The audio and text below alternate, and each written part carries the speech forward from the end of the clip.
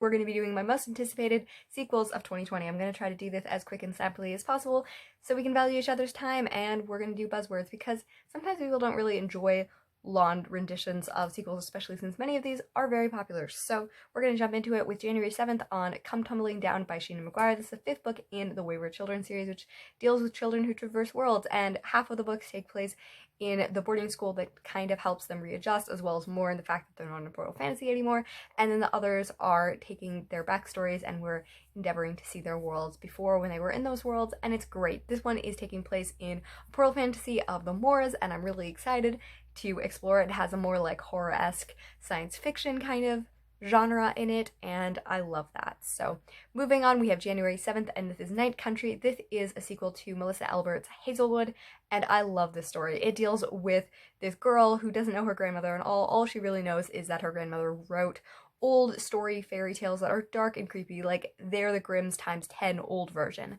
And then she discovers that this world, and she enters it in the first book, and this is a sequel, so I won't tell you what happens, but I'm sure it's going to be epic and lovely.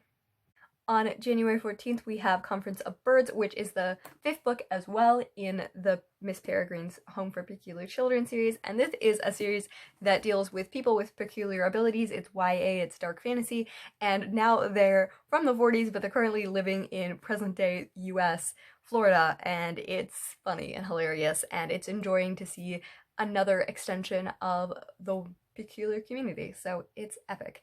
The next book we have is on February 20th, and this is Empire of Gold, and this is S.A. Chakrabarty's finishing touch on the David trilogy. I really, really enjoy this trilogy. The second one was way better than the first, and I'm just hoping that Empire of Gold is just gonna take it home and be excellent. This is really deep Middle Eastern mythology in the 18th century historical fiction as well, and it has phenomenal world building, and the characters develop to April 20th and Arusha and the Tree of Wishes. This is the 3rd book in the quartet of Rockne Choksi's Hindu mythology with Rick Riordan Presents, and it's middle grade and it's lovely and it's cute. They are reincarnation versions of the brothers from Hindu mythology, and the first one was a little bit too childish for me, but the second one, it just hit the humor. We had a few additional characters that added to the cast that I just really, really loved and adored. On May 19th, we have Ballad of Songbirds and Snakes, which is the prequel to The Hunger Games. I really, really enjoyed The Hunger Games when I read it in high school. I don't think I need to give you a synopsis. Kids are killing each other in an arena, and this takes place in the 10th version, and we think it might be following Mags, and it might be just excellent and wonderful.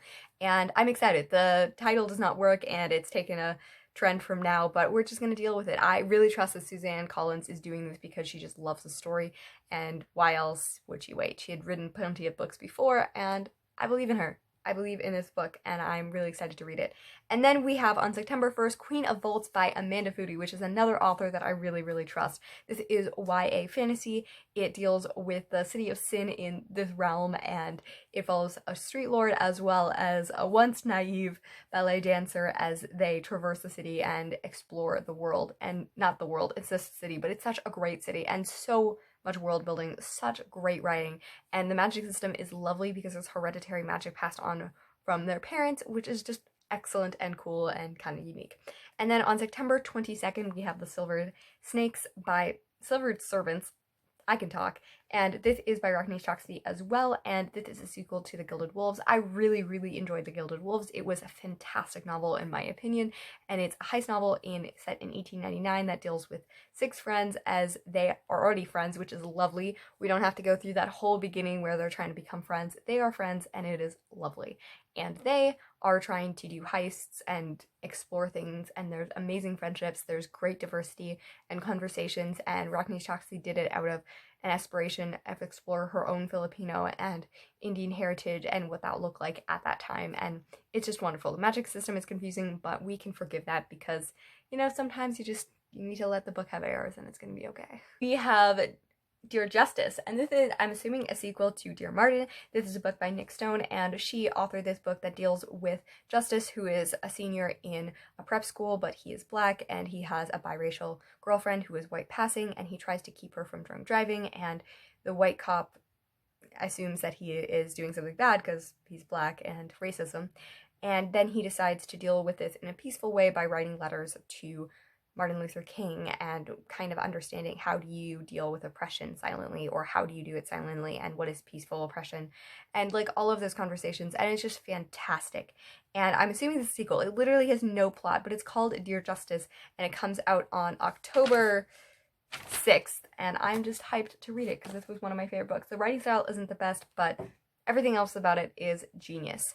And then we have some books with some unconfirmed release dates, and I'm just going to list them off. We have The Iron Season, which is a sequel to Helene Wecker's The Golem and the Genie, and there is a very long vlog talking about my issues with this, but I am anticipating how it could do because it has a lot of aspects that I really enjoyed.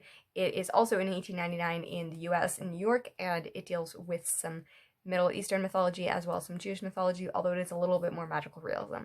And then we have Tower of Nero by Rick Riordan. This is the final book in the Apollo series, and I have only read the first one. However, I've been kind of waiting to binge the series, and we're doing that with Demigods Anonymous during the summer, and probably this book is coming out in September or October, even though the date's not given yet. And then we have An Ember in the Ashes, book 4. I cannot wait this. I read the 3. I can link me talking about this above as well because I have thoughts and they're amazing, and I really just admire Sabatini. I cannot wait till anything she reads and writes, and it's going to be excellent. And then we have Dreamer 2. This is going to be a sequel to Call Down the Hawk. I haven't read it yet, but I'm sure I'm going to love it because it's Maggie Stiefvater and the Raven Boys series. And then we have Camelot Rising, again, Guinevere Deception, book 2. Haven't read it, but I'm really anticipating that I'm going to enjoy it and want to read it because I've heard great things from people I trust.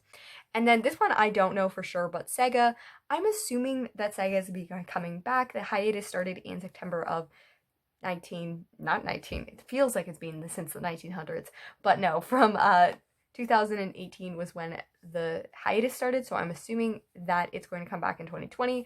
Here's to hoping that. And then we have some hesitant type books that I'm probably going to read, but I'm a little bit less jazzed about because the first books didn't completely live up to the hype. But this is Ruthless Gods by Emily A. Duncan. This is the sequel to Wicked Saints, and I am hesitant about this book because I didn't think that the world building and a lot of the writing came through. This is about a girl who can commune with gods, and I thought there was a lot of potential, and I'm hoping that the sequel is going to live up to that potential. And then we have We Free the Stars, and this is a sequel to We Hunt the Flame, and this is by Hafsah Fazail, and it comes out May 12th, and Ruthless Gods comes out in April 7th. I'm good with remembering dates to say things, and I loved this book because I loved the writing of it.